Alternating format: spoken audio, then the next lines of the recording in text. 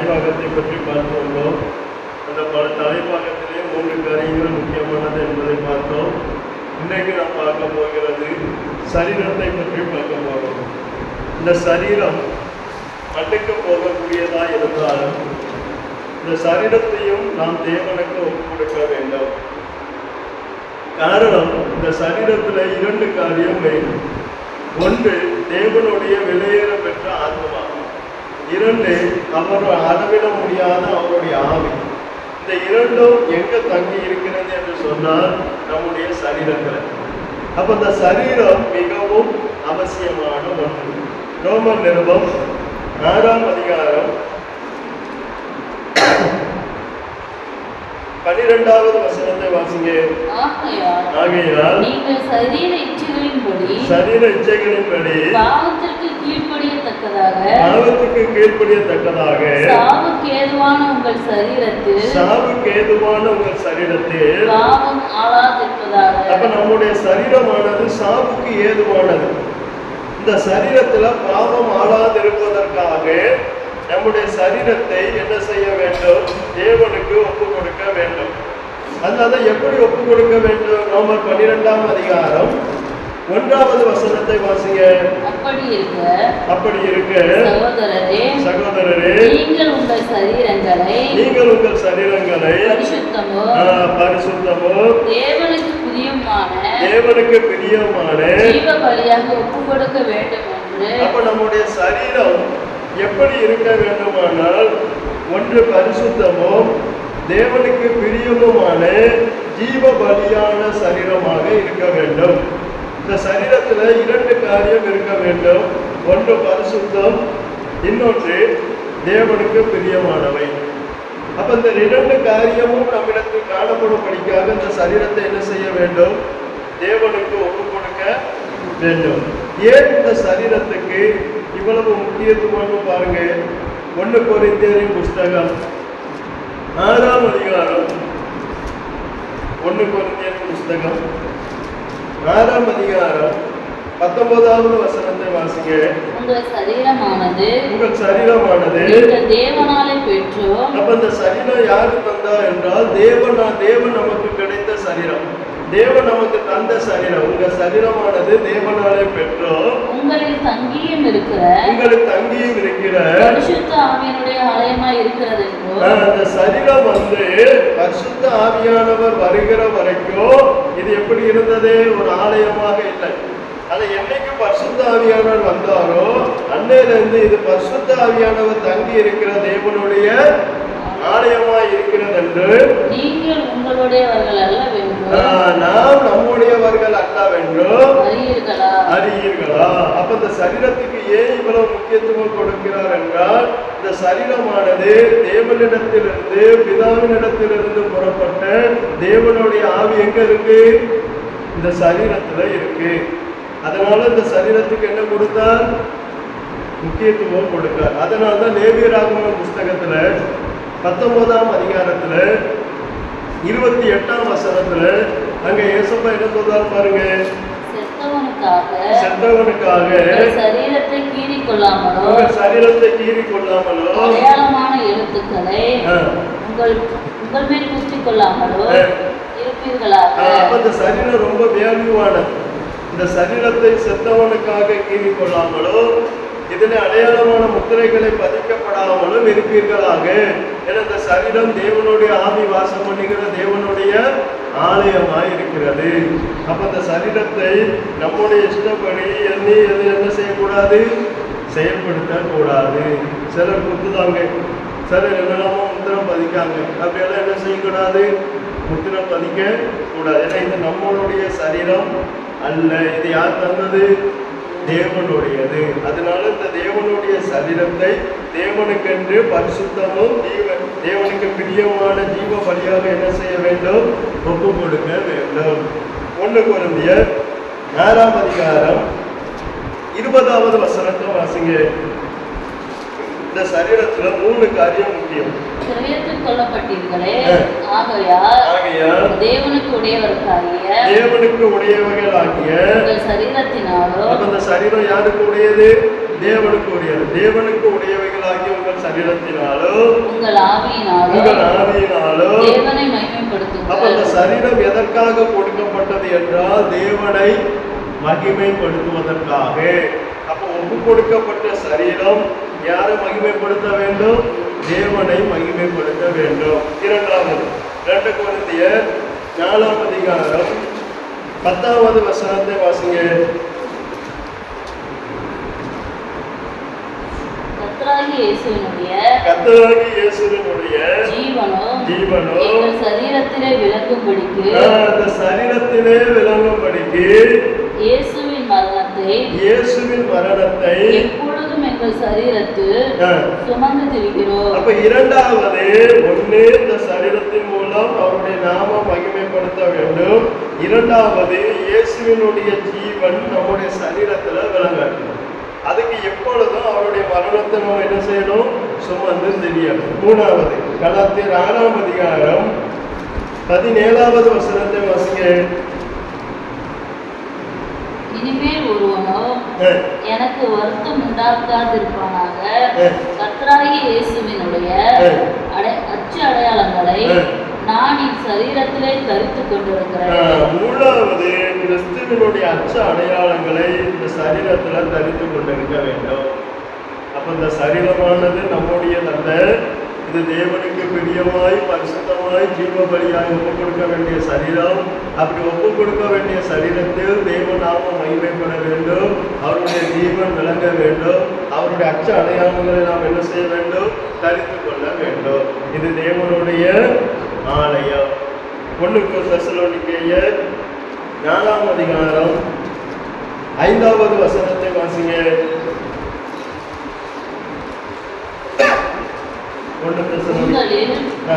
அவனவன்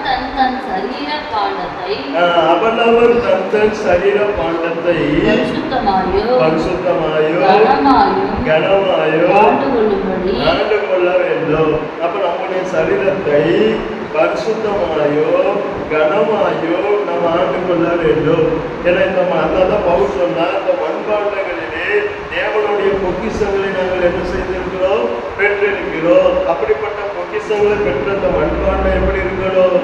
பரிசுத்தமாயோ கனமாயோ இருக்க வேண்டும். அதனால் தான் தானியேல் தன்னை என்ன செய்யவில்லை? தீட்டு கொடுக்காதபடிக்கு தன்னை காத்து கொண்டார். என சரீரத்தின் மூலம் தேவனை மகிமைப்படுத்த வேண்டும். அந்த சரீரத்தின் மூலம் இயேசுவினுடைய ஜீவன் விளங்க வேண்டும். அந்த சரீரத்திலே கிறிஸ்துவனுடைய அச்ச அடையாளங்களை தரித்து கொண்டிருக்கிறோம். ஆதலால் தங்களை தீட்டுப்படுத்தாதபடி அவன் தங்களை என்ன செய்தான்?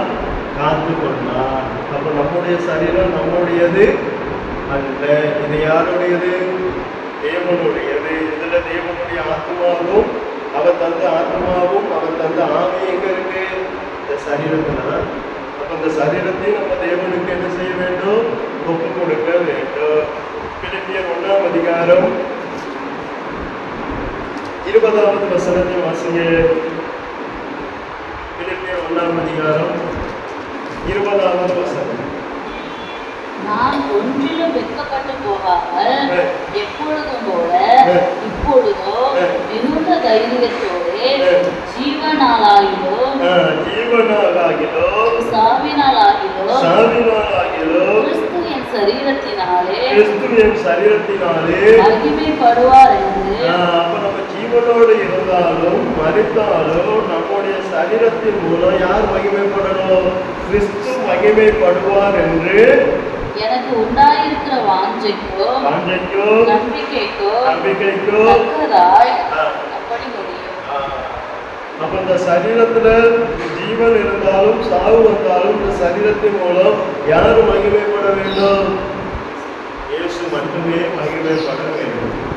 அப்ப இந்த சரீரம் நம்முடையது அல்ல, இது தேவனுடைய சரீரம். இதுல தேவனுடைய ஆத்மா வாசமா இருக்கிறது, தேவனுடைய ஆவி வாசமா இருக்கிறது. இதை எதற்கு ஒப்பு கொடுக்க கூடாது? பாவத்துக்கு ஒப்பு கொடாமல் தேவனுக்கு ஒப்பு கொடுத்து நீதியுள்ள ஆயுதங்களை நம்ம என்ன செய்ய வேண்டும்? தரித்துக் கொள்ள வேண்டும். அப்ப இந்த சரீரம் மிக மிக முக்கியம். காரணம், இந்த சரீரம் மண்ணுக்கு போகிறதா இருந்தாலும் மண்ணுக்கு போகிற வரைக்கும் இந்த சரீரத்துல என்ன இருக்கு? தேவனுடைய ஆத்மாவும் அவருடைய ஆவியும் இருக்கு. அப்ப இந்த சரீரத்தை நம்ம எந்த அளவுக்கு காத்துக்கொள்கிறோமோ அந்த அளவுக்கு தேவன் கொடுத்த ஆத்மாவும் தேவனுடைய ஆவி எப்படி இருக்கும். அதனாலதான் எபேசியர் 5ஆம் அதிகாரத்தை எடுங்க.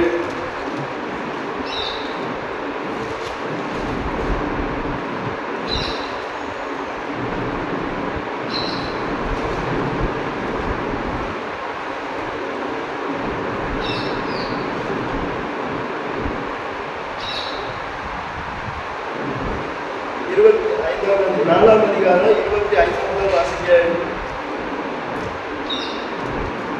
அன்றியோ நாம் ஒருவருக்கொருவர் அவயங்களாய் இருக்கிறபடியால் பொய்யை களைந்து அவனவன் பிறனுடனே மெய்யை பேசக்கடவர். நீங்கள் கோபம் கொண்டாலும் பாவம் செய்யாதீர்கள். சூரியன் அஸ்தமிக்கிறதுக்கு முன்னாக உங்கள் எரிச்சல் தனிய கடவுள். விசாசிக்கு இடம் விடாமல் இருங்கள். திருடுகிறவன் இனி திருடாமல் குறைச்சல் உள்ளவனுக்கு கொடுக்கத்தக்கதாக தனக்கு உண்டாயிருக்கும்படி தன் கைகளினால் நலமான வேலை செய்து பிரயாசப்பட கடவர். கெட்ட வார்த்தை ஒன்றோ உங்கள் வாயிலிருந்து புறப்பட வேண்டாம். பக்தி விருத்திக்கு ஏதுவான நல்ல வார்த்தை உண்டானால் அதையே கேட்கிறவர்களுக்கு பிரயோஜனம் உண்டாகும்படி பேசுங்க. 31 வாசிங்க. 31 சகல விதமான கசப்போ கோபமோ மூர்க்கமோ கூக்குரலோ தூஷணமோ மற்ற எந்த துர்குணமோ உங்களை விட்டு நீங்க கடவுது. இதெல்லாம் இந்த சரீரத்துல இருந்தா 30 வசனத்தை வாசிங்க. அன்றியோ நீங்கள் மீட்கப்படும் நாளுக்கென்று முத்திரையாக பெற்ற தேவனுடைய பரிசுத்த ஆவியை துக்கப்படுத்தாதிருங்கள். இதுல தேவனுடைய ஆவி இருக்கிறதுனால இந்த சரீரத்தை இவ்வளவு தூரம் பாதுகாத்துக் கொள்ளுங்க. தேவனுடைய ஆத்மா நஷ்டப்படாதபடிக்கு, தேவனுடைய ஆவி துக்கப்படாதபடிக்கு இந்த சரீரத்துல பாவம் ஆளாதிருப்பதாக. ஏன்னா இந்த சரீரத்திலே தேவனுடைய ஆத்மாவும் தேவனுடைய ஆவியும் வாசமா இருந்தார். ஒரு நாவுனால சரீரம் முழுவதும் என்ன செய்யும்? கரைபடும். இதனால ஒரு நாவுனால சரீரம் முழுவதும் கரைபடும் என்று யார் சொன்னார்? யாக்கோபு சொல்லியிருக்கிறார். அப்ப இந்த சரீரத்தை பரிசுத்தமாயும் தேவனுக்கு பிரியமானதாக காத்துக்கொள்ள வேண்டியது அவனவன் தன் சரீரத்தை பரிசுத்தமாயும் கனமுள்ளதாய் என்ன செய்ய வேண்டுமா? ஆண்டு கொள்ள வேண்டுமா? அப்ப நம்முடைய சரீரம் தேவன் தந்தது. இதை நாம் என்ன செய்ய வேண்டும்? எப்படி இந்த ஆலயத்தில் ஒன்றை இருந்தால் அதை சரியாக செய்கிறோமோ, தூசி இருந்தால் எப்படி துடைக்கிறோமோ, இதே போல இந்த சரீரத்தில் இருக்கிற எல்லா ஒற்றைகளையும் தூசிகளையும் அப்பப்போ என்ன செஞ்சுட்டு வரணும்? பரிசுத்தம் பண்ணிக்கிட்டே வரணும். ஏன்னா இதில் என்ன இருக்கு? தேவனுடைய ஆத்மா, தேவனுடைய அதனால் இந்த சரீரம் மிகவும் அவசியமானது. இது தேவனுடைய ஆலயம். இது என்னது? தேவனுடைய நல்ல பிதாவை உமை துதிக்கிறோம். கர்த்தாவே, எனக்குமே தகுதியில்லாத எங்களை உங்களுடைய சரீரத்திலே கொண்டு சேர்த்து இந்த சரீரத்தை நீர் எங்களுக்கு தந்ததையும், கர்த்தாவே இந்த சரீரத்திலே உங்களுடைய விலையேறப்பட்ட ஆத்மாவும், கர்த்தாவே அளவிட முடியாத உங்களுடைய ஆவியும் இந்த சரீரத்திலே வாசமாயிருக்க இந்த சரீரத்துக்கு ஒரு பாக்கியத்தை நீர் கொடுத்தீரே. அந்த மகா பெரிய தயவுக்காய் ஸ்தோத்திரம் அப்பா. நீர் எங்களுக்காய் ரத்தம் சிந்தி மீட்ட இந்த சரீரத்தை நாங்கள் பரிசுத்தமாயும் கர்த்தாவே அதிக கனமுள்ளதாய் எண்ணி கர்த்தாவே உமக்கென்று காத்துக்கொள்ள எங்களுக்கு கிருபைதாரும் அப்பா.